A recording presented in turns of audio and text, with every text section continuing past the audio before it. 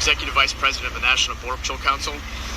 Thank you to Speaker Johnson and Representative Ison for coming here again to see the border once again with their own eyes, because there's no substitute for being here in person.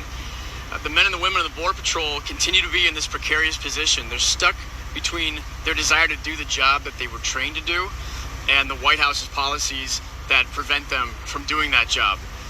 The President's executive order last month is being touted as a success because the number of encounters by the Border Patrol have decreased, and that's right. Fewer people are being encountered by the Border Patrol between the ports of entry. But that's not the whole story, because instead of crossing illegally between the ports, asylum seekers, many of whom are only seeking to abuse the system, are now primarily showing up at ports of entry and airports. So much so that customs officers in June encountered more asylum seekers than the Border Patrol did.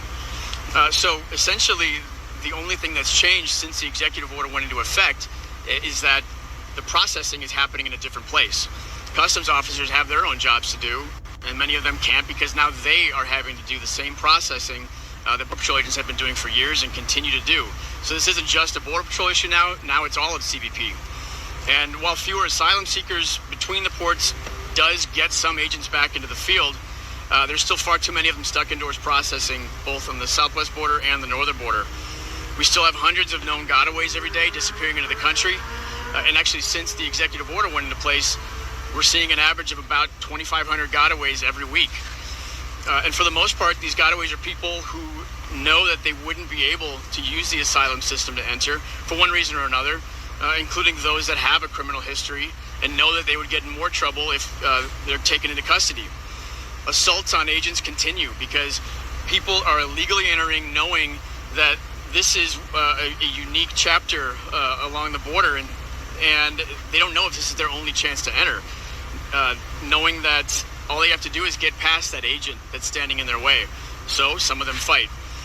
We're grateful that there are still some in the House and Senate that are willing to come to the border again and again to see and shed some light on basically what's happening here, because even today, the issue of border security sometimes takes a backseat to some other news.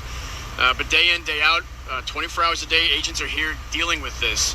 And while I'm glad that some agents are back in the field, actually doing their job, far too many are still handcuffed by the White House's policies.